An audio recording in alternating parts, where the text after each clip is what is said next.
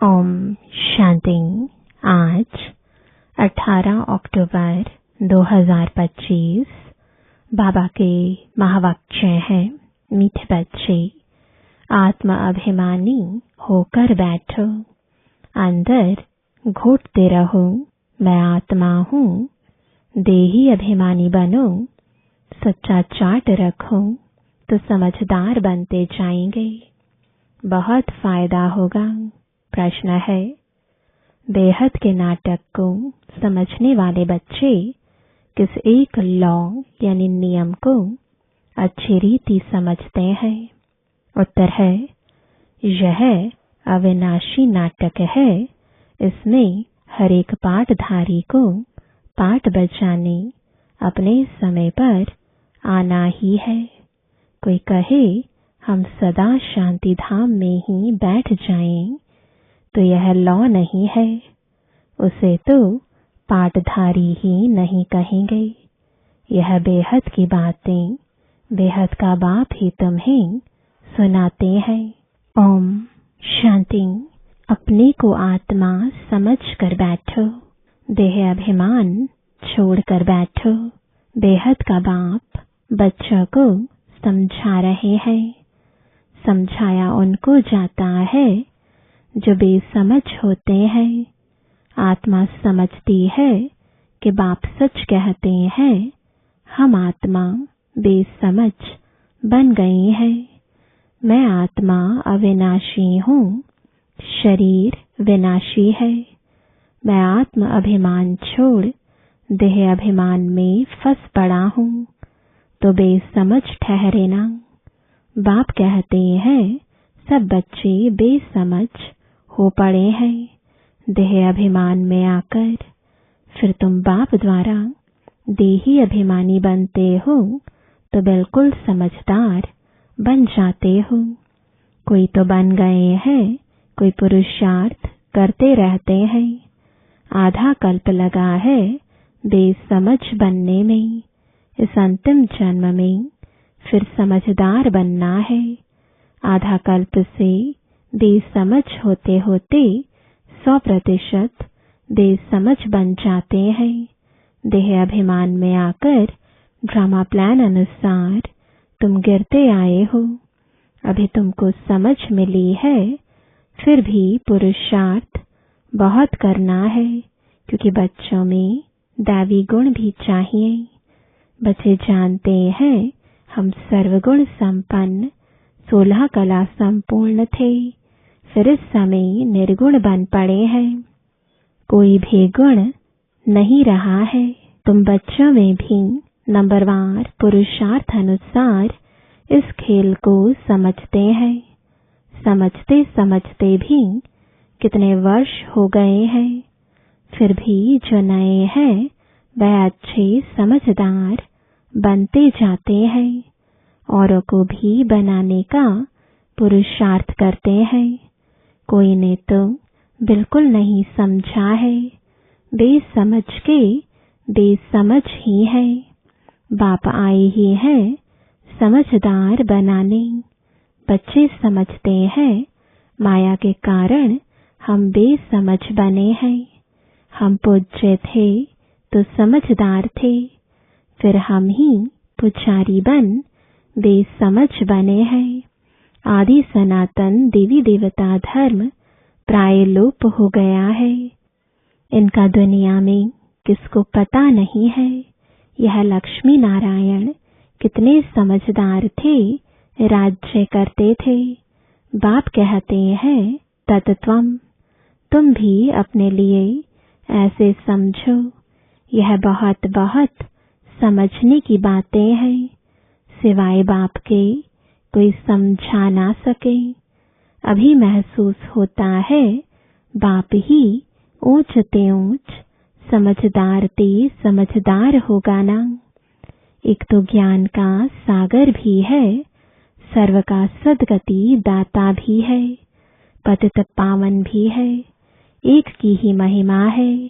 इतना ऊंचते ऊंच बाप आकर के बच्चे बच्चे कहे कैसे अच्छी रीति समझाते हैं।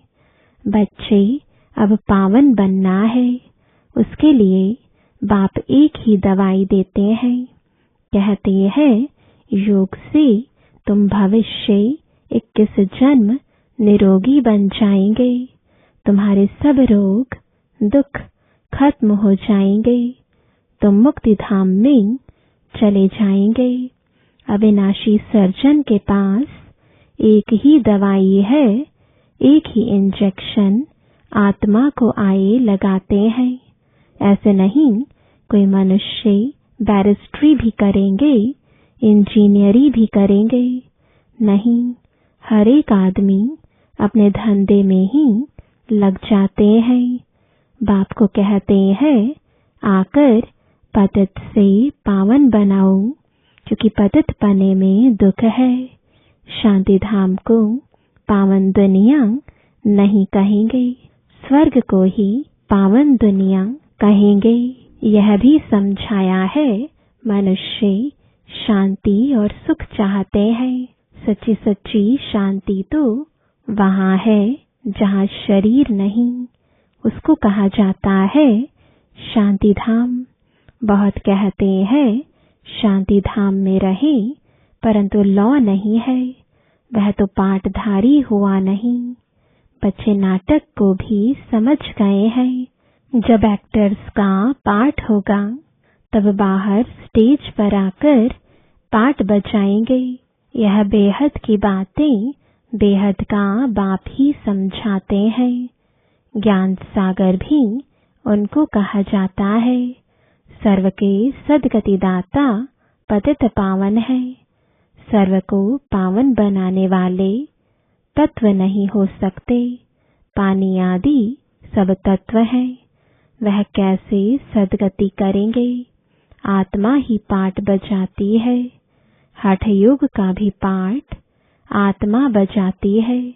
यह बातें भी जो समझदार है वही समझ सकते हैं।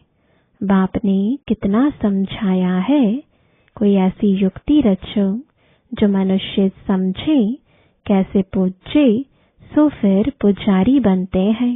पूज्य है नई दुनिया में, पुजारी है पुरानी दुनिया में। पावन को पूज्य, पतित को पुजारी कहा जाता है। यहाँ तो सब पतित है, क्योंकि विकार से पैदा होते हैं। वहाँ है श्रेष्ठ, गाते भी हैं संपूर्ण श्रेष्ठाचारी। अभी तुम बच्चों को ऐसा बनना है। मेहनत है, मुख्य बात है याद की। सभी कहते हैं याद में रहना बड़ा मुश्किल है। हम जितना चाहते हैं याद में रह नहीं सकते हैं। कोई सच्चाई से अगर चार्ट लिखे तो बहुत फायदा हो सकता है। बाप बच्चों को यह ज्ञान देते हैं कि मन मना भव। तुम अर्थ सहित कहते हो। तुम्हें बाप हर बात यथार्थ रीति अर्थ सहित समझाते हैं। बाप से बच्चे कई प्रकार के प्रश्न पूछते हैं। बाप करके दिल लेने लिए कुछ कह देते हैं, परंतु बाप कहते हैं मेरा काम ही है पतित से पावन बनाना। मुझे तो बुलाते ही इसलिए हो। तुम जानते हो हम आत्मा शरीर सहित पावन थी। अभी वही आत्मा शरीर सहित पतित बनी है। 84 जन्मों का हिसाब है ना। तुम जानते हो अभी यह दुनिया कांटों का जंगल बन गई है। यह लक्ष्मी नारायण तो फूल है ना। उन्हों के आगे कांटे जाकर कहते हैं आप सर्वगुण संपन्न, हम पापी कपटी हैं। सबसे बड़ा कांटा है काम विकार का। बाप कहते हैं इस पर जीत पहन जगत जीत बनो। मनुष्य कहते हैं भगवान को कोई न कोई रूप में आना है। भागीरथ पर विराजमान हो आना है। भगवान को आना ही है पुरानी दुनिया को नया बनाने। नई दुनिया को सत प्रधान, पुरानी को तमो प्रधान कहा जाता है, जबकि अभी पुरानी दुनिया है, तो जरूर बाप को आना ही पड़े। बाप को ही रचयिता कहा जाता है। तुम बच्चों को कितना सहज समझाते हैं, कितनी खुशी होनी चाहिए। बाकी किसका कर्म भोग का हिसाब किताब है, कुछ भी है वह तो भोगना है। इसमें बाबा आशीर्वाद नहीं करते हैं, हमको बुलाते ही हो, बाबा आकर हमको वर्षा दो। बाबा से क्या वर्षा पाने चाहते हो? मुक्ति, जीवन मुक्ति का। मुक्ति जीवन मुक्ति का दाता एक ही ज्ञान सागर बाप है, इसलिए उनको ज्ञान दाता कहा जाता है। भगवान ने ज्ञान दिया था, परंतु कब दिया, किसने दिया, यह किसको पता नहीं है। कितना मुंझारा इसमें है। किसको ज्ञान दिया, यह भी किसको पता नहीं है। अभी यह ब्रह्मा बैठे हैं, इनको मालूम पड़ा है कि हम सो नारायण था, फिर 84 जन्म भोगे। यह है नंबर 1 में। बाबा बतलाते हैं, मेरी तो आंख ही खुल गई। तुम भी कहेंगे, हमारी तो आंखें ही खुल गई, तीसरा नेत्र तो खुलता है ना। तुम कहेंगे, हमको बाप का सृष्टि चक्र का पूरा ज्ञान मिल गया है। मैं जो हूँ, जैसा हूँ, मेरी आंखें खुल गई हैं। कितना वंडर है। हम आत्मा फर्स्ट है और फिर हम अपने को देह समझ बैठे। आत्मा कहती है, हम एक शरीर छोड़ दूसरा लेता हूँ, फिर भी हम अपने को आत्मा भूल देह अभिमानी बन जाते हैं। इसलिए अब तुमको पहले पहले यह समझ देता हूँ कि अपने को आत्मा समझ बैठो। अंदर में यह घोटते रहो कि मैं आत्मा हूँ। आत्मा न समझने से बाप को भूल जाते हो। फील करते हो बरोबर हम घड़ी घड़ी देह अभिमान में आ जाते हैं। मेहनत करनी है। यहाँ बैठो तो भी आत्म अभिमानी होकर बैठो। बाप कहते हैं, हम तुम बच्चों को राजाई देने आए हैं। आधा कल्प तुमने हमको याद किया है। कोई भी बात सामने आती है तो कहते हैं, हाय राम, परंतु ईश्वर व राम कौन है, यह किसको पता नहीं। तुमको सिद्ध करना है ज्ञान का सागर, पतित पावन, सर्व का सद्गतिदाता, त्रिमूर्ति परमपिता परमात्मा शिव है। ब्रह्मा विष्णु शंकर तीनों का जन्म इकट्ठा है। सिर्फ शिव जयंती नहीं है, परंतु त्रिमूर्ति शिव जयंती है। जरूर जब शिव की जयंती होगी तो ब्रह्मा की भी जयंती होगी। शिव की जयंती मनाते हैं, परंतु ब्रह्मा ने क्या किया? लौकिक, पारलौकिक और यह है अलौकिक बाप। यह है प्रजापिता ब्रह्मा। बाप कहते हैं, नई दुनिया के लिए यह नया ज्ञान अभी तुमको मिलता है, फिर प्राय लोप हो जाता है। जिसको बाप रचता और रचना का ज्ञान नहीं तो अज्ञानी ठहरे ना। अज्ञान नींद में सोए पड़े हैं। ज्ञान से है दिन, भक्ति से है रात। शिवरात्रि का अर्थ भी नहीं जानते, इसलिए उनकी हॉलिडे भी उड़ा दी है। अभी तुम जानते हो, बाप आते ही है सबकी ज्योत जगाने। तुम यह बत्तियां आदि जगाएंगे तो समझेंगे इनका कोई बड़ा दिन है। अब तुम जागते हो अर्थ सहित, वो लोग थोड़े ही समझेंगे। तुम्हारे भाषण से पूरा समझ नहीं सकते। अभी सारे विश्व पर रावण का राज्य है। यहाँ तो मनुष्य कितने दुखी हैं। रिद्धि सिद्धि वाले भी बहुत तंग करते हैं। अखबारों में भी पढ़ता है, इनमें ईविल सोल है, बहुत दुख देते हैं। बाबा कहते हैं, इन बातों से तुम्हारा कोई कनेक्शन नहीं। बाप तो सीधी बात बताते हैं, बच्चे तुम मुझे याद करो तो तुम पावन बन जाएंगे, तुम्हारे सब दुख दूर हो जाएंगे। अच्छा, मीठे मीठे सिकिलदे बच्चों प्रति माता पिता बाप दादा का याद प्यार और गुड मॉर्निंग। रूहानी बाप की रूहानी बच्चों को नमस्ते। रूहानी बच्चों की रूहानी बाप दादा को गुड मॉर्निंग और नमस्ते। धारणा के लिए मुख्य सार है, पहला, यथार्थ रीति बाप को याद करने व आत्म अभिमानी बनने की मेहनत करनी है। सच्चाई से अपना चार्ट रखना है, इसमें ही बहुत बहुत फायदा है। दूसरा, सबसे बड़ा दुख देने वाला कांटा काम विकार है। इस पर योग बल से विजय प्राप्त कर पतित से पावन बनना है। बाकी किन्हीं भी बातों से तुम्हारा कनेक्शन नहीं। वरदान है, प्रैक्टिकल जीवन द्वारा परमात्म ज्ञान का प्रूफ देने वाले धर्म युद्ध में विजयी भव। अभी धर्म युद्ध की स्टेज पर आना है। उस धर्म युद्ध में विजयी बनने का साधन है आपकी प्रैक्टिकल जीवन, क्योंकि परमात्म ज्ञान का प्रूफ ही प्रैक्टिकल जीवन है।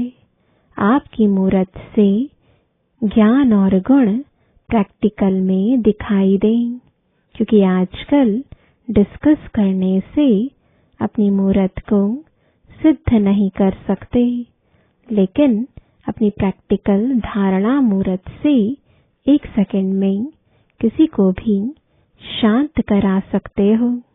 स्लोगन है, आत्मा को उज्जवल बनाने के लिए परमात्म स्मृति से मन की उलझनों को समाप्त करो। मातेश्वरी जी के अनमोल महावाक्य, योग से ही मुक्त होने की शक्ति मिलती है। पहले पहले तो अपने को एक मुख्य पॉइंट ख्याल में अवश्य रखनी है। जब इस मनुष्य सृष्टि झाड़ का बीज रूप परमात्मा है, तो उस परमात्मा द्वारा जो नॉलेज प्राप्त हो रही है वो सब मनुष्यों के लिए जरूरी है। सभी धर्म वालों को यह नॉलेज लेने का अधिकार है। भल हर एक धर्म की नॉलेज अपनी अपनी है, हर एक का शास्त्र अपना अपना है, हर एक की मत अपनी अपनी है, हर एक का संस्कार अपना अपना है, लेकिन यह नॉलेज सबके लिए है। भल वो इस ज्ञान को ना भी उठा सकें, हमारे घराने में भी न आवें, परंतु सबका पिता होने कारण उनसे योग लगाने से फिर भी पवित्र अवश्य बनेंगे। इस पवित्रता के कारण अपने ही सेक्शन में पद अवश्य पाएंगे, क्योंकि योग को तो सभी मनुष्य मानते हैं। बहुत मनुष्य ऐसे कहते हैं, हमें भी मुक्ति चाहिए, मगर सजाओं से छूट मुक्त होने की शक्ति भी इस योग द्वारा मिल सकती है। दूसरा, अजपा जाप अर्थात निरंतर ईश्वरीय याद। यह जो कहावत है, श्वासोश्वास अजपा जाप जपते रहो, उसका यथार्थ अर्थ क्या है?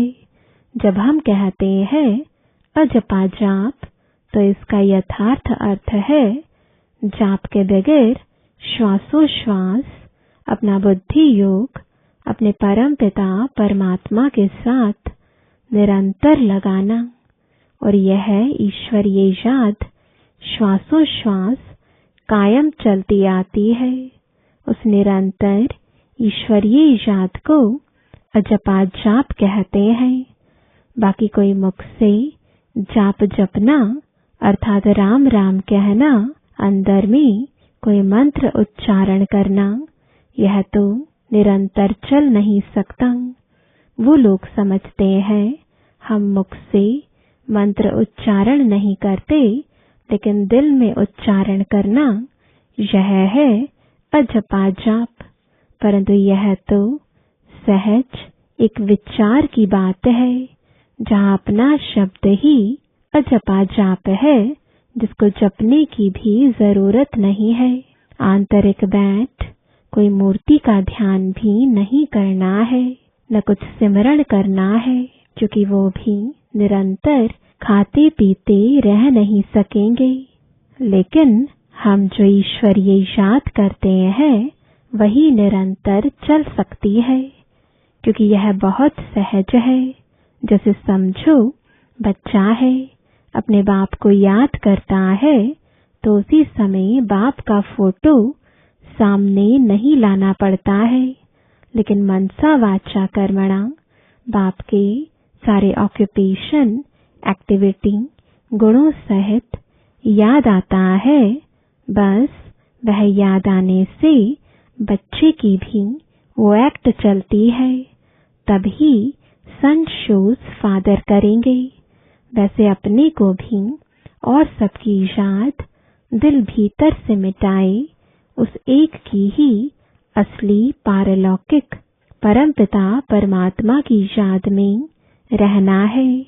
इसमें उठते बैठते खाते पीते निरंतर याद में चल सकते हैं। उस याद से ही कर्मातीत बनते हैं।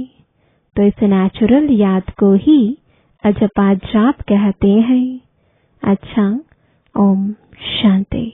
आज का अव्यक्त इशारा स्वयं और सर्व के प्रति मनसा द्वारा योग की शक्तियों का प्रयोग करो।